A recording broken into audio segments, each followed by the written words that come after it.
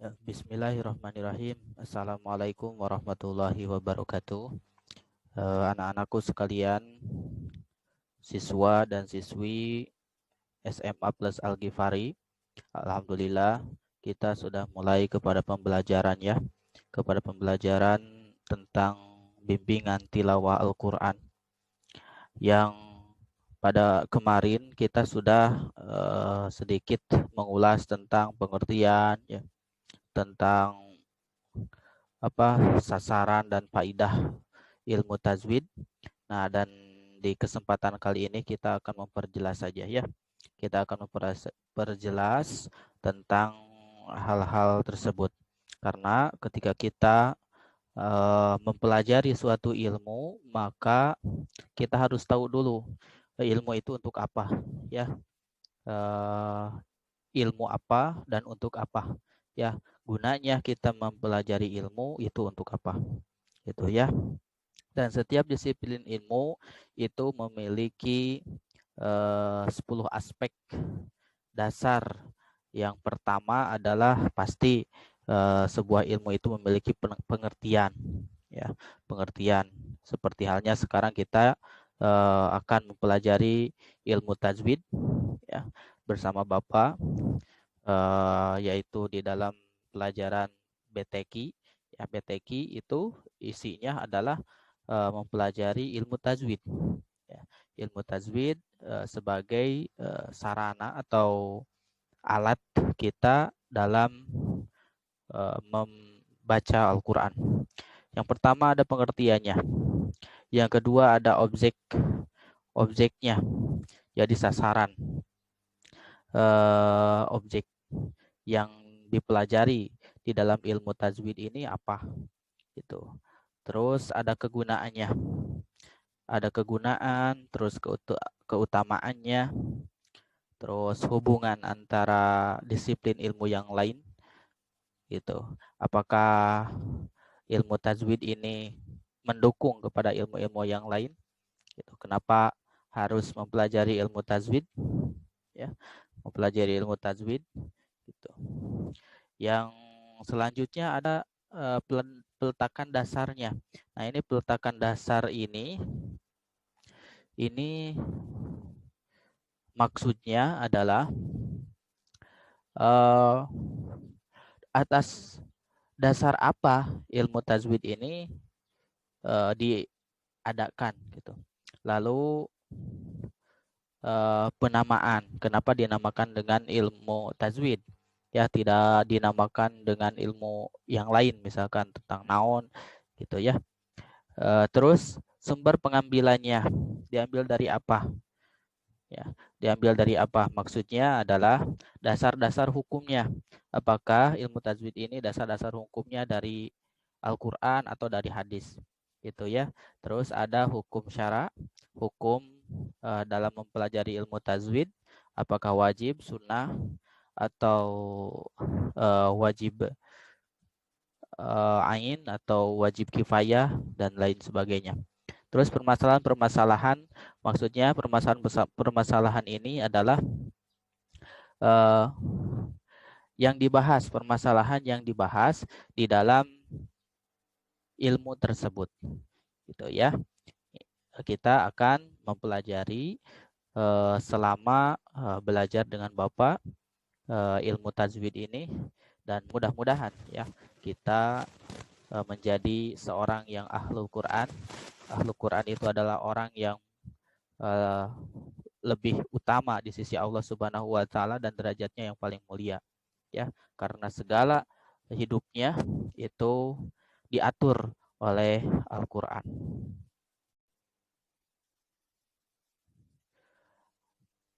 Masuk kepada pengertian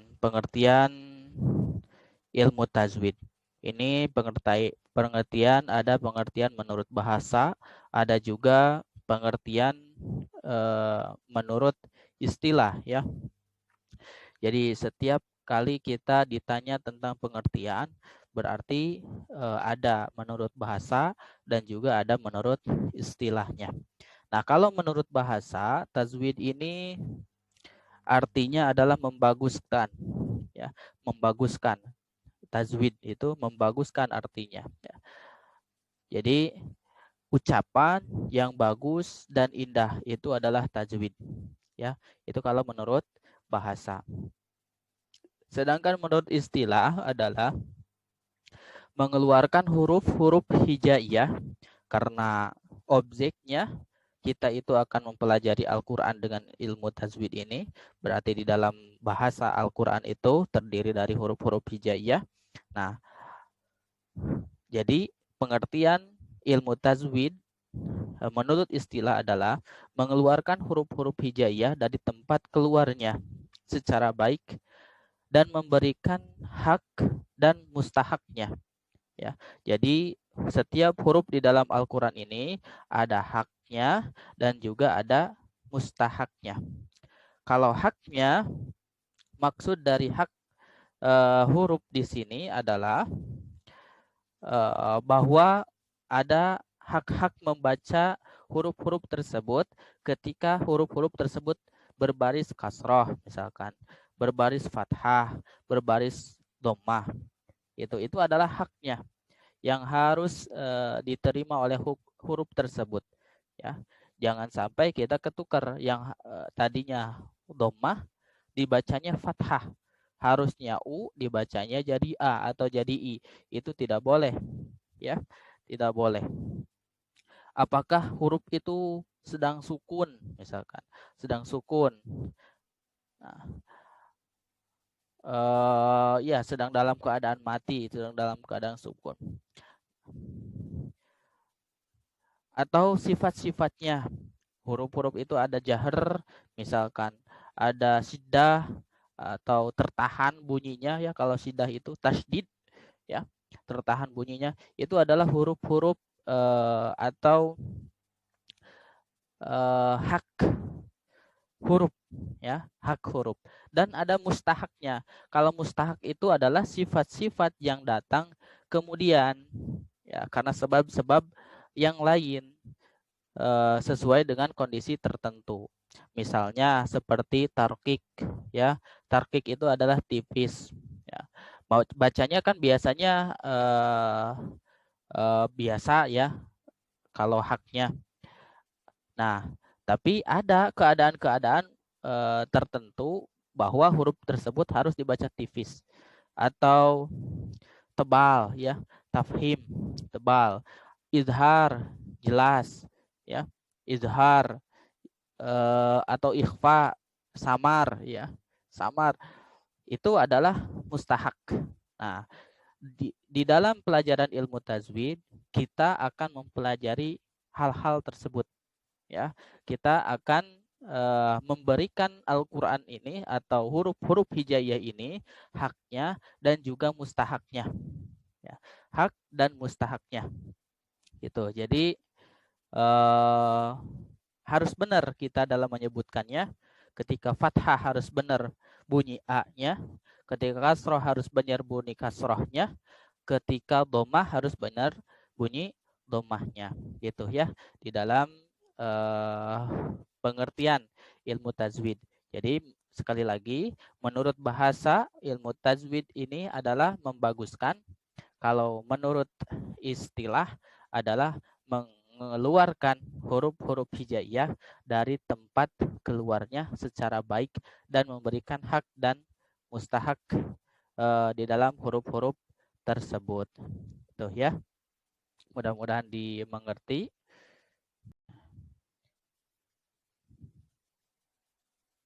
Nah, ini, ya. Lalu yang menjadi sasaran ilmu tajwid adalah kata dan kalimat dari ayat-ayat Al-Quran, ya. Kata atau kalimat dari ayat-ayat Al-Quran itu yang menjadi sasaran ilmu tajwid. Nah,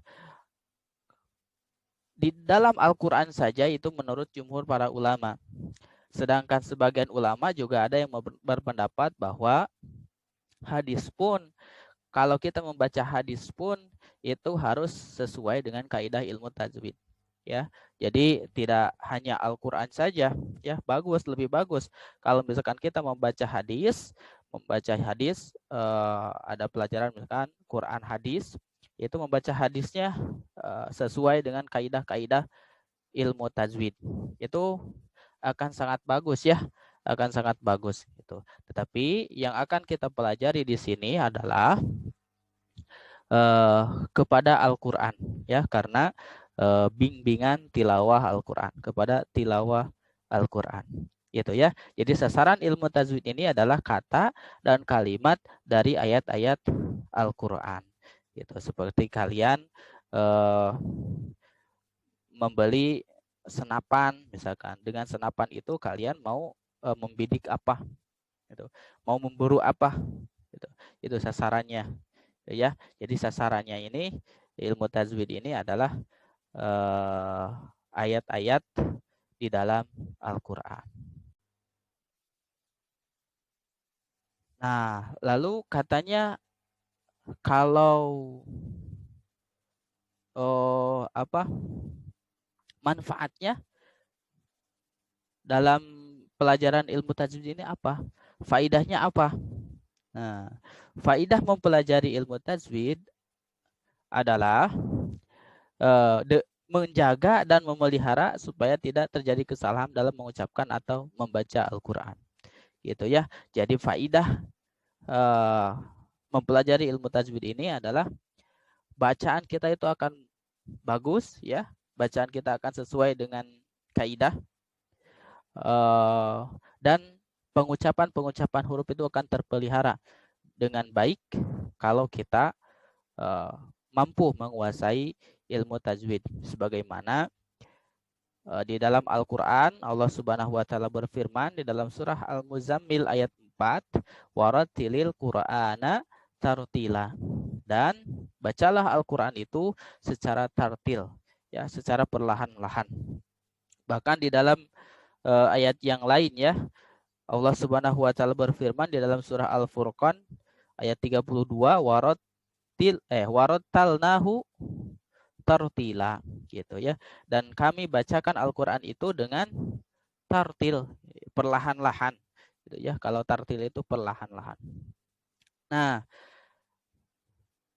dengan demikian mempelajari ilmu tajwid itu sangat penting ya, sangat penting untuk supaya bacaan-bacaan Quran kita baik ya, bacaan-bacaan Quran kita benar.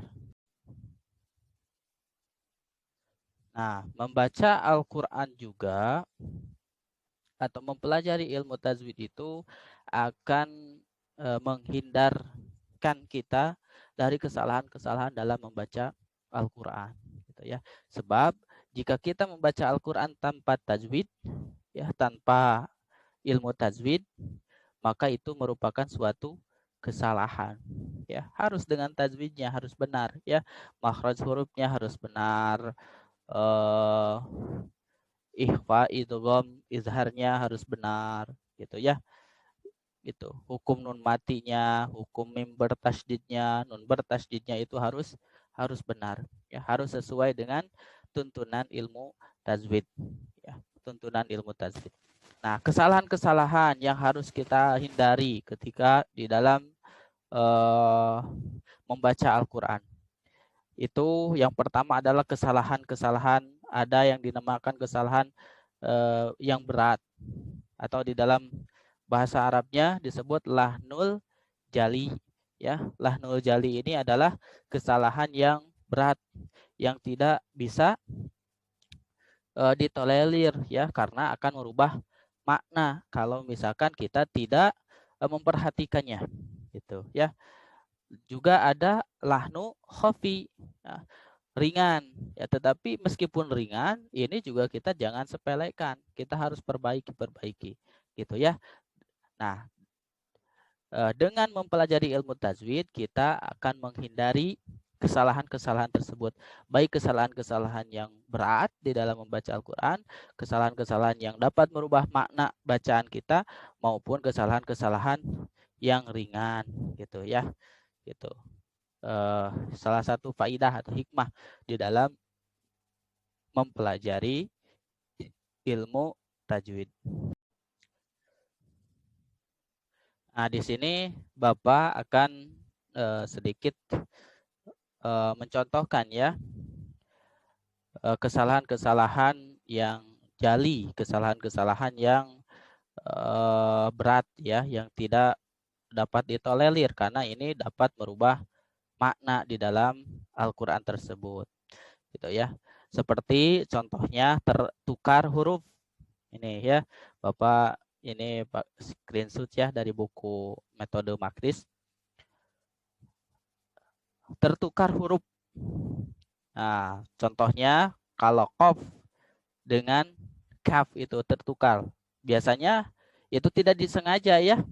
Tidak disengaja kita itu tertukar huruf itu. Tetapi ini bisa fatal ya. Kalau qul itu kan qul huwallahu ahad. Nah, qul huwallahu ahad. Qul kan katakanlah ya. Kalau tertukar qafnya dengan kaf, nah dengan kaf ini maka maknanya akan berubah. Yang tadinya qul itu artinya katakanlah, qul huwallahu ahad. Katakanlah dialah Allah itu Allah yang satu. Gitu. Kalau kita tidak sengaja ketukar hurufnya yang qafnya ke kaf misal jadi qul huwallahu ahad, maka jadi makanlah ya kulnya itu ya. Ini adalah merupakan kesalahan-kesalahan yang jali, kesalahan-kesalahan yang berat yang dapat merubah makna. Yang kedua adalah tertukar harokat. Nah, baik tertukar huruf maupun tertukar harokat. Harokat itu adalah yang fathah, domah, kasroh gitu ya. Itu harokat baris. Nah, ketukan harokat juga itu merupakan kesalahan-kesalahan yang jali ya. Kesalahan-kesalahan yang jali, kesalahan-kesalahan yang tidak dapat ditolerir. Contohnya khalaqatu. Khalaqatu gitu kan. Khalaqatu artinya aku telah ciptakan. Nah, ini bahasa Allah ya. Bahasa Allah. Allah mengatakan khalaqatu. Aku telah menciptakan. Nah, kalau misalkan ketukar, misalkan jadi khalaqatu, jadi khalaqata. Nah, kadang-kadang di antara kita ada yang seperti itu ya. Tidak disadari itu kalau misalkan mendengar bacaan-bacaan orang lain, ada yang ketukar harokatnya. Nah, khalaqtu ketukar jadi khalaqata, satu harokatnya yang di akhir, maka berubah maknanya menjadi kamu telah ciptakan. Masa Allah diciptakan gitu ya? Tidak ya, gitu. Jadi mempelajari ilmu tajwid itu untuk seperti itu. Yang ketiga, misalkan, nah ini contohnya, Bapak ambil 3 saja ya. Bacaan pendek dibaca panjang. Fa'ala jadi fa'ala. Nah, gak boleh ya. Yang pendek dipanjangkan, yang panjang dipendekkan itu gak boleh. Ya. Fa'ala artinya dia telah berbuat. Tetapi fa'ala mereka berdua telah berbuat. Gitu ya. Fa'ala misalkan ini rujuknya domirnya ke Allah misalkan. Fa'ala dia telah berbuat. Fa'ala atau jadi 2 ya yang telah berbuatnya. Itu gak boleh ya. Nah, itu adalah kesalahan-kesalahan yang jali yang harus kita waspadai di dalam membaca Al-Qur'an, dan kita akan sama-sama dengan mempelajari BTQ ini menghindari kesalahan-kesalahan tersebut ya.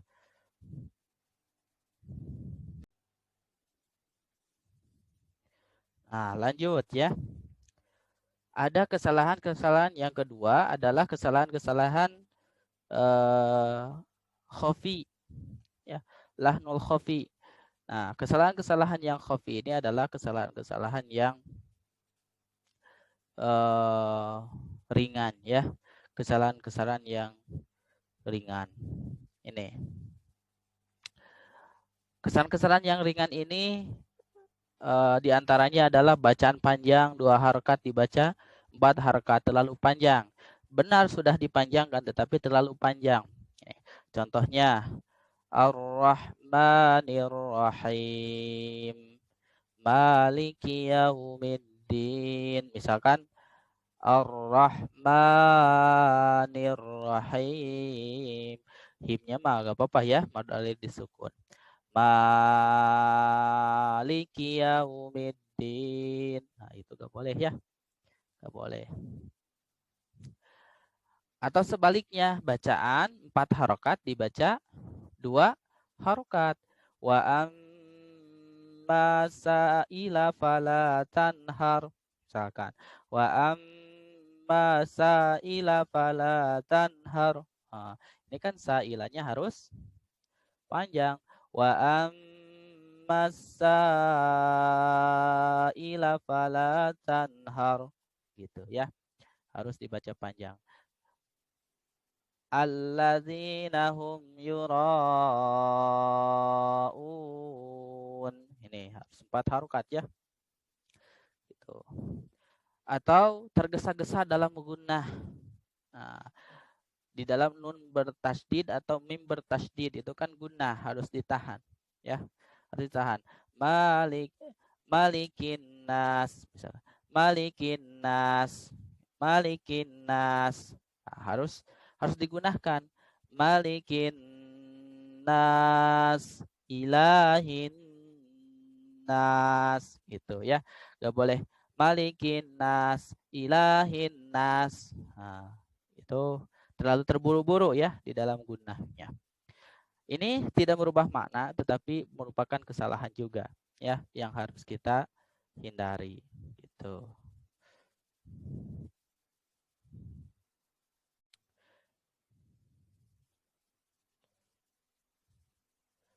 Nah, untuk mengawali bacaan kita ya, karena kita itu setiap tugas dari Bapak pelajaran BTQ itu adalah membaca Al-Qur'an. Ya, untuk mengawali membaca Al-Qur'annya, silahkan kalian buka surah Al-Fatihah saja ya. Jadi kita akan belajar Al-Qur'an ini dari awal ya, dari Al-Fatihah gitu ya. Nanti ke depannya surah apanya yang dibaca nanti kita tentukan ya.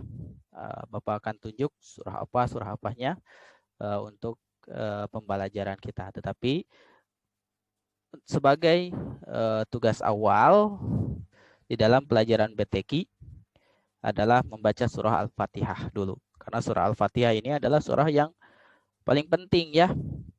Tidak sah seseorang kalau sholatnya tanpa membaca surah Al-Fatihah. Makanya surah Al-Fatihah ini adalah surah yang penting yang harus kita betul dalam membacanya. Ya. Kalian juga harus membaca. Silahkan tugasnya bisa mulai dikumpulkan di Google Classroom ini. Mudah-mudahan kalian, kita semua dapat menjalankan pelajaran BTQ dengan lancar dan tidak ada kendala sesuatu apapun ya. Meskipun kita dalam keadaan online tapi kita harus tetap semangat. Ya. Bapak juga sama ya, akan membaca surahnya.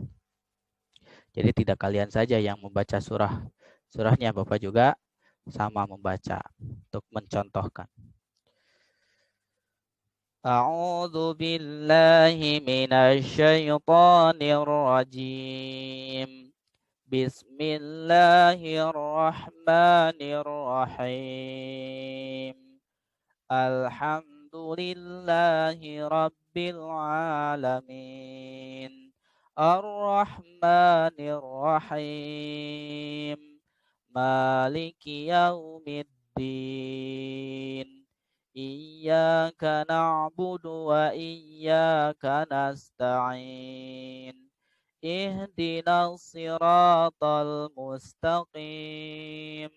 Siratal ladzina an'amta alaihim ghairil maghdubi alaihim waladdallin.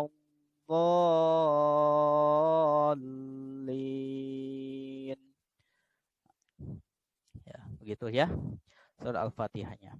Insyaallah ke depan, karena di sini ada beberapa juga yang belum bisa membaca Al-Quran, ada juga yang sudah hafal, ya, sudah bisa membaca Al-Quran, sudah lancar bacaannya, ada juga yang tidak, ya. Makanya insya Allah Bapak akan mengkolaborasikan belajar kita itu dengan buku tilawati, ya, dengan buku tilawati. Jadi kalau misalkan kalian yang sudah bisa baca Al-Qurannya, jangan merasa kita belajar dikebawahin lagi, keikrain lagi, ya. Bapak akan mengkolaborasikannya, tilawatinya ada, ya, itu untuk yang belum bisa, karena kita bertemu ini dalam satu pertemuan itu untuk semuanya, untuk yang belum bisa, untuk yang baru bisa, dan juga untuk yang sudah bisa, gitu ya. Jadi yang sudah bisa kita